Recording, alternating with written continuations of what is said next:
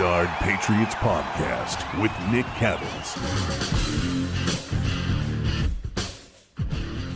All right, before we get into Julio Jones, which we are going to get into, Greg, I feel like both of us want to congratulate the Bruins for steamrolling the Capitals in that first-round series, 4-1. We're looking forward to round 2, so congratulations to the Bruins. And we won't bring up the Celtics. So let's get to Julio Jones. A lot of talk about Julio, Greg. Chris Sims comes out yesterday, and listen, Chris Sims has a checkered past when it comes to breaking news. But Sims comes out and says Julio wants Tennessee or New England. We've heard rumors about Julio wanting to play with Cam. What are you hearing about Julio Jones? Well, the first thing, as far as potential trade or where the Patriots are, what I have heard to this point is that they are still sort of kicking the tires on it. I don't think they've pursued it in any way, really, with the Falcons. They might have had a conversation or two, but really, I don't think it's gone very far. I think they might have heard what the initial asking price was, which was, maybe a first-round pick, maybe a second-round pick. I think that's too rich for the Patriots' blood. Plus, they probably want something done about Julio's money, like the Falcons paying half of the first year or something like that. So I don't think, and what people also have to remember is that I think June 2nd is the date this year where basically the Falcons have to wait till after June 1st to trade or release Julio Jones because of the way the cap rules are. That they get credit. Once it gets to June 2nd, then you could put half on this year, half on the following year. So that makes digesting some of those really large contracts a lot more palatable for teams. And the Falcons are just so screwed with their cap. They have to do that. So we are now, what day is today? It's the 26th. So there's still time. And deadline spur action, I think right now a bunch of teams, including the Patriots, are just sort of looking at this and kicking the tires and seeing what kind of deal can be there. So I don't think anything is imminent, even though this is all people can talk about. And, the Patriots are the betting odds favorite to land Julio Jones. Like who gives a crap? Like everybody thinks, the odds. Well, Vegas knows something. No, they don't know jack crap. They just go, this is like, I think, who was it? I got in a spat online, I think leading up to the draft, and it was like, the Patriots are the betting odds to trade up to Justin Fields. Like, they don't know anything. They're going off of conventional wisdom and popular, basically where the money's going. Right. Yep. Vegas doesn't always know anything. The odds don't always mean something. I mean, look at the presidential election. I think at some point it went from Biden to Trump real quick, and Trump was a huge favorite at some point that night, and they were wrong. So it just stop with the odds. I mean, look, I'm all for gambling. I'm all for, people enjoying themselves as long as they're responsible with their money and not getting out in front of their skis, and really, harming themselves in their bank account, which I have seen from friends and family in the past. But and I'm all for the odds for games and, future, say like the Super Bowl champion or betting over under on the season. I'm all for that. The numbers stuff. I'm all for that. It's good fun. But as far as like this stuff, like the betting odds to win, they're just going off of what everyone thinks. And the public is stupid in general. So don't get all hyped up into that. And so I think right now, the Julio Jones stuff, it's not really anywhere as far as the Patriots go. The timetable is a factor. I think other teams are going to get involved. I think it's going to be competitive. And when it gets competitive, the Patriots they usually bow out. They don't usually stick it until the end because, look, if it's a competitive situation, that means the cost is going to go up, and that's not the Patriots' MO. And let me ask you about the cost. What do you think? And obviously, this is just a guessing game. What do you think Belichick would be willing to give up for Julio Jones right now? Nick, it's hard for me to say, and so this will go into the second part of our discussion. So all this talk about Julio Jones, the Patriots, whatever. And I'm like, well, I need to watch some Julio Jones tape. I don't know, Nick, you're probably different than me. You're down in Virginia, and also, you're a national talk show host. So you might watch a little bit more Falcons, action than I do. Right. I can't remember the last time I sat and watched the Falcons, even on like a Thursday night game. And let alone, I doubt Julio Jones was even healthy for that game. So I went back into the film, and which I always do, and I'll tell you what I saw off of the film. So this was my process. I went to the last game he played, which I forget the exact opponent right now, but he played in the game. I'm looking at it right now. Sorry, I'm just looking through my I forget which game it was, but anyways, so I go back and I watch the final game that he played. I think it might have been against the Saints. So I turn on that film and I see a guy who is basically a big slot, pretty slow down. I mean, he gets out of his breaks okay, but a little slower than what I remember with Julio Jones. And he was basically a big slot for them. And I always look at, okay, how is the team using the player? Because they see them in practice. They see them in the games. They know what he's capable of. He was not a boundary guy. He was a big slot. He basically reminded me of Mohamed Sanu when the Patriots traded for him with the Falcons. That's what I saw at the end of last year. And I was like, okay, well, in his defense, I went back, I looked, and his injury deal last year was extensive. He had basically hamstring. He left week 2 game with a hamstring injury, and it was on and off the injury list the rest of the year. He finally, I don't know if he even completed that final game that I watched, but he was done for the season with like 4 games left in the season. So then I said, okay, well, let me watch the week 1 game. Should be healthy, right, Nick? In week 1? I mean, I would hope so. Yeah. So, you have a chance to be measured. You have a chance to be, get the proper rest, sort of tuned up for the regular season. And so I turned on that film. He was a little bit better than what I saw. He was a little bit better out of his breaks. I think he had a pretty productive game. Yes, that was against the Seahawks. Pretty productive game. I think he went for like 11. I think he had 9 catches for like 140 yards. Yeah, he had 9 catches for 157 yards. Awesome production. Great. Okay, let's put it into context. Calvin Ridley was 9 for 130. Russell Gage, another one of his teammates, was 9 for 114 in that game. And then you remember, oh, yeah, that's right. The Seahawks completely blew on defense last year to start the year. Because remember what happened in week 2. Oh, yeah, it was the Cam show. The Cam show. Cam Newton almost, 400 yards, throwing the ball all over the place. And we never saw that Cam ever again the rest of the season. So the Seahawks were complete garbage in the secondary to start last year. The Falcons took advantage. Now, what I saw on film was a Jones that was a little bit better than what I saw. Still mostly a big slot, very productive in what he does, which is, look, he's a big body. He's an Adonis, the way he's built. Some of the strongest hands you will ever see, and those aren't going away. So I'm like, okay, that's where he is. That's where he was to start this season. Let me just go back to 2019 and see where he was. Maybe this is just leg injuries. I don't know. So I went back and I watched his last great game in 2019.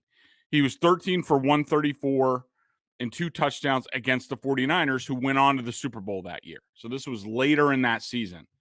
And Nick, let me tell you, holy crap, was that Julio Jones just awesome. I mean, he was incredible. He could get down the field. He was explosive. Guys didn't know whether he was going to go deep or go short. He had the 49ers cornerback spinning around. He was unbelievable. So, Nick, the question is, what Julio Jones are they getting? Right. Yeah. What was last year? Was last year because of the COVID situation, not having a preseason to kind of get loose? And, maybe he was even a little dinged up going into the season, even in week 1. Who knows? But he was absolutely on and off last year, as you mentioned. I think he missed 7 games. And when he played, it was hit or miss. So, why was that? Is this a situation where it's an AJ Green where, Green just kind of kept getting hurt and then fell off a Right. cliff? And they're the same age. Yeah, and maybe he'll be reborn out in Arizona, but AJ Green has not looked like the same guy. So are you acquiring somebody who is at the beginning of the end, middle of the end, or end of the end? We don't really know.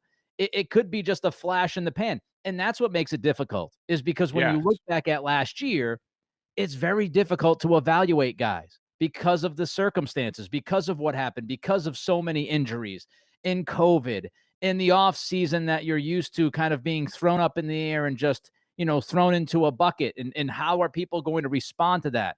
I also think, Julio, listen, I look at it this way.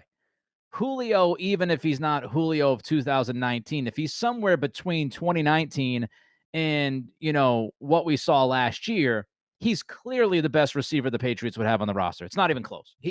And I've been sitting there saying they need a number one. I still feel like one of the things this team would love to have is a true number one receiver. I don't think they drafted that guy because I don't think they trust that they can find a college player, evaluate that player at that position correctly, and get the most out of that player value-wise. I think that's why I would believe they're going to take a lot of shots late in the draft on receivers because they've been burnt one too many times. So now you know what you have in Julio. Even if he's a bridge between 2019 and what we saw last year, he's the best guy in your roster at that position. And, I read this off as far as value. I'd be willing to give up a second round pick if I was sure that Julio would be, better than he was last year. I'm not so sure about that.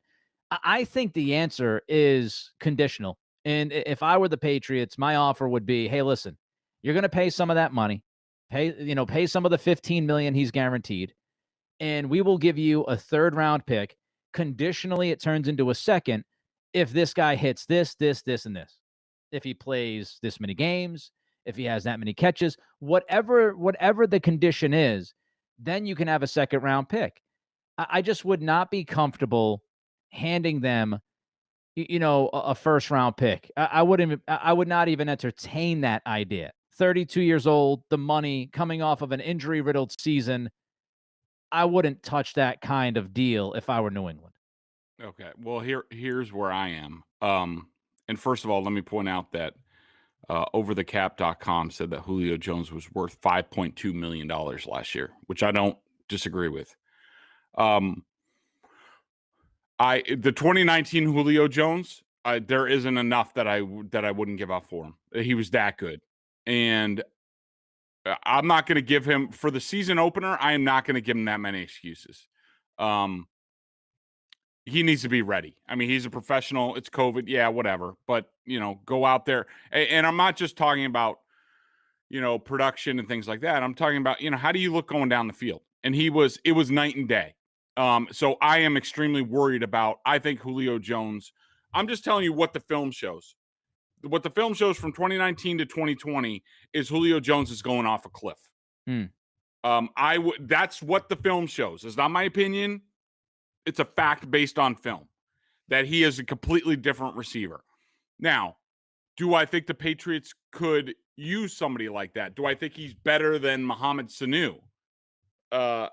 Yes. And I think that if the Patriots had ideas on Mohamed Sanu being a bigger slot and maybe going away from the Julian Edelman types to a bigger slot with Aguilar and Kendrick Bourne and, sort of quicker, smaller receivers on the outside, and basically having a three-headed monster attacking the middle of the field and the seams with the two tight ends and a Julio Jones, okay, I could see that working. I could see that being something that's pretty effective and tough to defend for defense. So I could see the value that Jones would have for the Patriots if that's the direction they want to go, even if he's on the downside of his career.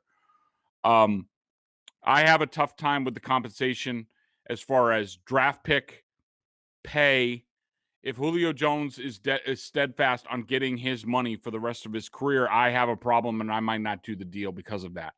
The Falcons would have to look. The Falcons are going to have to. They're going to have $7.75 million in dead money from this deal, anyways. So I don't. Arthur Blank has the money. So you might as well try to get them. They're going to have to pay that money on the cap. Just pay it in cash. Now all of a sudden he's worth $7 million this year. That's about what I would pay Julio Jones going forward here. And if he wants more than that, then I'm walking away from it, because what was on film last year is scary. It's not good enough. And I would have trouble giving up more than a mid-round pick that's maybe conditional, or just a straight up player swap like N'Keal Harry and a late round pick for Julio Jones, and the Falcons eating at least half the money. That's something that I would be comfortable with, unless there's other circumstances that the Patriots know that about last year that caused Jones to be, an okay receiver, but one that clearly looked like he was in decline. I think we're on the same page. I mean, Yeah. I'd be fine with same ballpark. Yeah. Yeah, I mean, eat some of the money. If you want to give up Harry in like a 5th or a 6th or whatever, okay, I could make that. Like Harry in a 5th for Julio in a 7th or something like that, and they pay some of the money. Or if it's a 3rd round pick, it could slide up to a 2nd round pick. If he looks like the Julio of 2019, they pay some of the money. I'd give up a 2nd round pick next year if Julio looks like the guy from 2019 and they pay half the money. But I do think Atlanta has to work with you, and they know that. I mean, this is the game that we're seeing play out. They have zero leverage, and they have even less leverage now since Julio went on FS1 and said, I'm out of there. I mean, they've got nothing. They've got a guy who's 32, a guy who's set to make $15 million guaranteed, a guy, as you said, last year's film doesn't look great, and they're in a salary cap crunch, and they don't want to approach Grady Jarrett on a new deal. So the only way they can do this is by trading Julio or reworking Julio's deal. And Terry Fontenot, who's the new GM down there, he doesn't want to kick money down the road. He doesn't want to kick money down into the future. So he's going to get dealt. It's not if, it's when, and it's where. Yeah. And I think the Patriots have a shot if the value is right. Let's move on. Tomorrow we've got practice. We're talking about practice. Yes. So let's talk about some of the things you'll be looking for at tomorrow's. If you get in, let's say you are fully vaccinated. You've said this last week, I think it was. There's still some kind of mystery whether or not you'll be allowed in, and how they're going to handle it. If you get into practice tomorrow, what are you looking for, Greg? Okay, my number one thing is what's going on at inside linebacker. I don't think Hightower was on the field. I didn't see him in any of the pictures that the Patriots released off of the first practice on Monday. I saw a lot of Belichick instructing Raekwon McMillan and Josh Uche. So I think, to me, that was confirmation of what you and I have been talking about all offseason, that I thought that Hightower would be an inside linebacker and Uche would get the first shot to be next to him, which is where he started as a rookie in training camp. I think McMillan is a placeholder for Hightower. Hightower, there is some question about what's going on with Hightower. There's some rumblings that he might stay retired. All we know to this point is that he has been in on meetings with the team. That doesn't really mean anything. I mean, it's a good sign. It's a small sign. But a lot of times with these guys, if they've been away or they're having question marks, it's once they get on the field and they get into the grind where they're just like, yeah, I don't want to do this anymore. I got money. I got 2 Super Bowl rings or 3 Super Bowl rings, whatever Hightower has. And I'm done. I'm ready to go home and be a husband and a father and things like that. But I just want to see what's going on at inside linebacker. Will Winovich get any looks there? They now have Harvey Lange's back, and they have some other guys. But I think the most unsettled position right now, probably on the whole team, is inside linebacker. And so that's where my eyes are going to go first. And then secondly, they're going to go to what did I have for number 2? Maybe I misnumbered this thing. But cornerback. What's going on at cornerback? Gilmore might be there. I didn't see him in any of the pictures. I think some people did. I didn't see him in any pictures. But look, he's coming off knee surgery. He's not going to be out there. We know J.C. Jackson's going to be out there. He's in the pictures. Jonathan Jones is the slot. Now, who's next up? Who do they, because I think that's an important question, because what if something does happen with Stephon Gilmore, whether it's with his contract, he gets traded, maybe he goes to Atlanta, even though I don't know how that would work as far as their cap. But if something happens with Stephon Gilmore, who's next up? Is it Juwan Williams? Has he, caught lightning in a bottle? It's probably Jalen Mills. He probably gets first shot, even though I think he's going to be sort of a do everything in the secondary.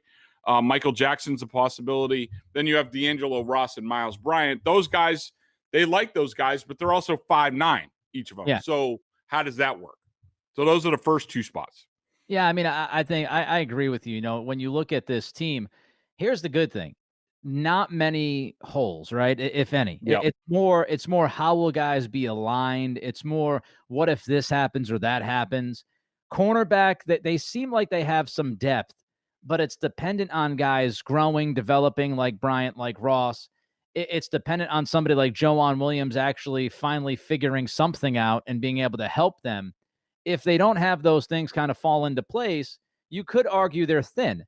Jalen Mills, I've seen him play a lot at corner. Not a fan of his play at corner. I think he gets burnt way too many times. He bites on double moves. I like him more as that hybrid you're talking about. And if you find certain matchups that he can take advantage of at corner, fine. I don't want him to be my top backup plan if Gilmore goes down or Jackson goes down. I'm wary of that because I've seen him in Philly. With that said, I do think we have some good evidence and history that Belichick does a pretty good job at coaching guys in the secondary, and his staff does a pretty good job of coaching guys in the secondary. And Kyle Duggar had a pretty damn impressive rookie season given all the circumstances. So I wouldn't doubt that some of these guys, Ross, Bryant, Williams, I wouldn't think it's impossible that they show that development. It's just a question. And inside linebacker, we'll get more into Hightower in a couple of minutes, but I tend to agree with you. I think Uche showed way too many flashes to not play a decent amount at the beginning of this season.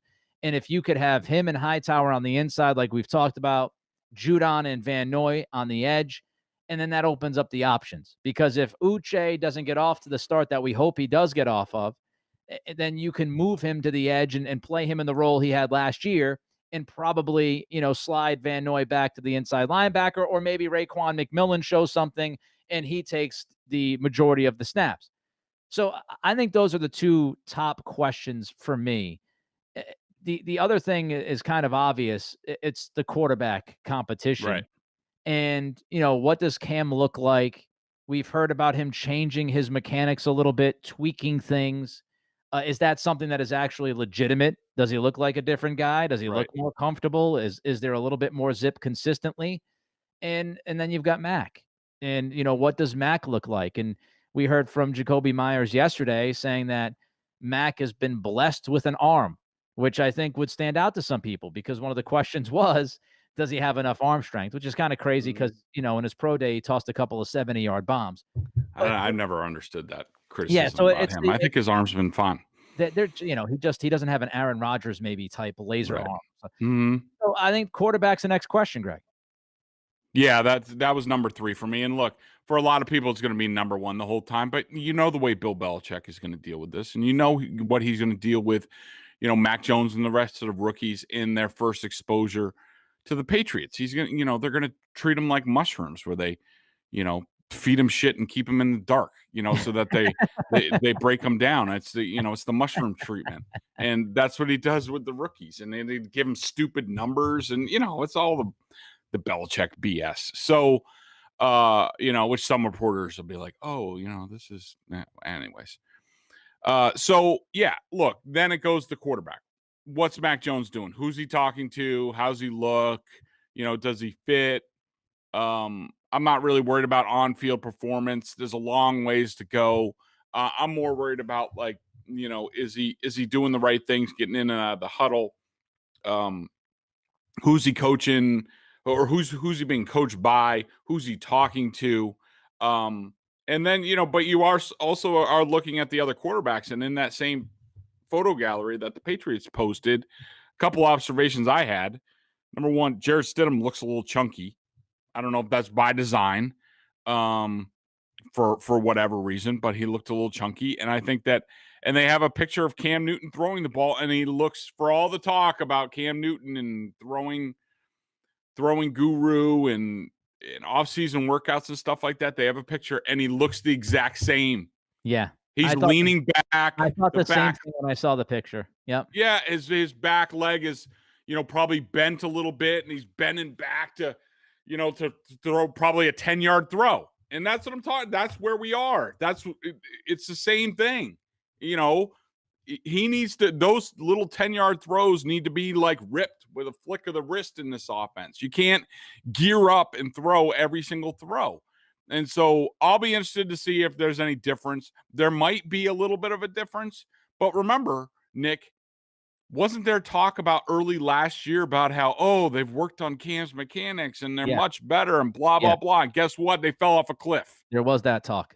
And yes. I saw that picture, and listen, I don't know. I'm not out there watching him throw every pass and all that. So who knows? But judging off of the picture, yes, it looked like that shot put kind of mechanic that he looks in. And so I think this is simple. And I agree with you. I think for the next few months, of course, this is going to dominate Boston sports talk. And once the Bruins are done and the Celtics are put out of their misery, and maybe the Red Sox are kind of staying in the conversation, but a lot of it's going to be the quarterback competition. And I tend to agree with you. We know how Belichick handles these kinds of things.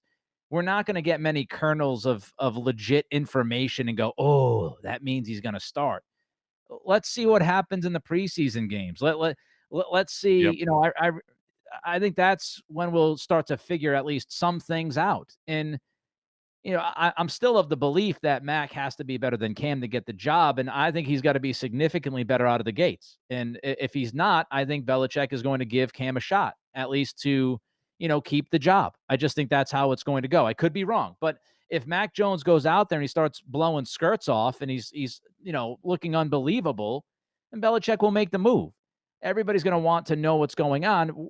It's just going to be the same old, I think, for the most part. He's going to say the same things. He's going to do the same things because he's Belichick. So, we can talk about it all day, but it's, that's what it is.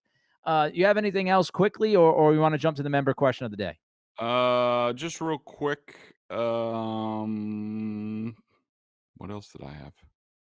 Oh, wait, I'm looking at the wrong story. Come Sorry. on, you have to have an offensive in there. Come on. Yeah, so I said, where's Trent Brown? There it is. We think that he's going to be the right tackle, but there was a picture where it looked like Trent Brown's butt was at left tackle. It's hard to tell because it was just the line. And Trent Brown has a distinctive stance. He had a 3-point stance. He's a big fella. And so it looked like he was playing left tackle. Corey Cunningham is playing right tackle. I wouldn't go overboard with that or anything in OTAs, because the Patriots are probably testing him out, seeing like, all right, well, It's been a while since you played left tackle. Can you still do it? To me, with Cunningham, with this rep, and Mac Jones is at quarterback, that tells me it's a rep later in the drill. And so at that point, they're usually just trying people at different places. So I'm interested to see where Brown is, because that gives you a lot of dominoes. Is he at right tackle? Is he at left? Then does Wynn switch to right tackle, or does he go to left guard and Micah Wenu goes to right tackle? Bunch of different combinations, but I wouldn't go overboard. And also, what's going on at the edge? I didn't see a lot of veterans in these pictures. A lot of guys could be sitting out with the union stuff. Like, I didn't see Andy McCourty. I didn't see Van Noy. I didn't see Matthew Judon. Again, these are optional. They don't have to be there. But we expect Judon and Van Noy to be the starters. If they're not out there, who's taking their place. There's a picture of Chase Winovich. For some reason, I was hearing he had looked like he gained 50 pounds to be better on the edge and things like that. In the picture I saw, he looks like a safety. He looks like he lost 50 pounds. So I don't know. We'll see on the field. Is he at the edge? Is he playing? Did he cut weight to play inside linebacker? Who knows? But those are sort of the final two areas that I'll be looking at should I get into practice on Thursday.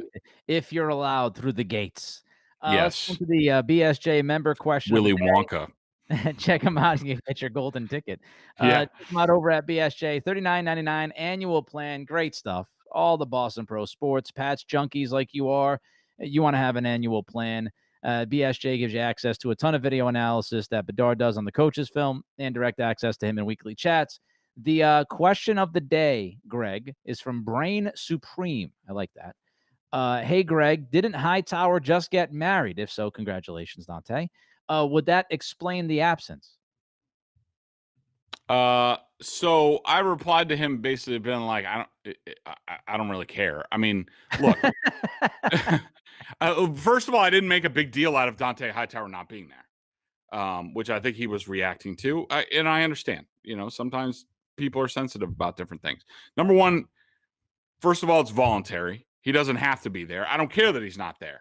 And I didn't make a big deal out of it because there could be a variety of reasons. Now, it's a little, if he is getting married, Nick, it's a little shady to me that, I mean, when practices are, what's going on. If you wanted to be there, you could have made your wedding a different time or something. Outside of a birth of a child, you don't know when that's going to happen, but you can schedule your wedding. And in about a month, they have a whole month off to do whatever. So they could have, whatever. If he's getting married, I don't really care, okay? But the big thing is it's voluntary. If he wanted to be there, he could be there. He's not there. I'm not banking a big deal out of it. If he does get on the field, perhaps he'll be at the next one, what have you. But Dante, I think at this point is probably a big union guy, and he's probably taking advantage of the time off. Right. But I don't think it's a big deal, but it's worth monitoring because we're not sure if he's definitely in for this season. He's been in so far. Is he really ready to go? We'll have to see. Yeah, I mean, I feel like right now he's in because if he wasn't, we would have heard about it. That doesn't mean he can't change his mind. It doesn't mean, like you said, if he eventually gets out there and he says, okay, I'm not feeling it anymore, and he decides to walk, then that's what he decides. I would also say, I don't know how much Patriots fans in late May are paying close attention to the NFLPA versus the NFL because that's some of the minutia that happens in the league, and guys like you and I have to pay attention to that crap. This is a legit beef between the union and the league, and the union is really trying to push for less work in the offseason. It's as simple as that. That's what they want. They want less physical on-field work in the offseason. And they look at last year with COVID and they say, hey, the product didn't really suffer. We were okay. We don't necessarily need to do it the old way. And as you said, Hightower's a union guy. So this could just easily be Hightower sitting back and going, no, I'm going to take advantage of it because this is what the union wants us to do. And there's been deals all around the league with teams handling these OTAs differently than they ever have before. They had to find a middle ground where guys would come in, but they wouldn't do the on-field work and some of the stuff that they've done in past years. So it is a little bit different of a situation with OTAs this year. I don't want to read too much into it because of that. I mean, unless it's Aaron Rodgers and, you've gone every year and then all of a sudden you're in Hawaii singing karaoke. You might, Miles Teller, by the way. With Miles Teller, you might read into that a little bit. But with Dante Hightower, this could be just simply him taking advantage of the situation, like a lot of veteran players are, and saying, no, I mean, I know the playbook. I know what I can do. I'm not really worried. I don't have to go in. I'm going to get married, and I'll see you in a few weeks. So we'll see how it all works out. I know Greg, again, he's going to try to get into practice tomorrow. If he does, we will have his observations from that and a lot more a little bit later on in the week. Until then, hopefully you enjoyed this episode of the Greg Bedard Patriots Podcast with Nick Cattles. We'll catch up with you soon. Go Bruins.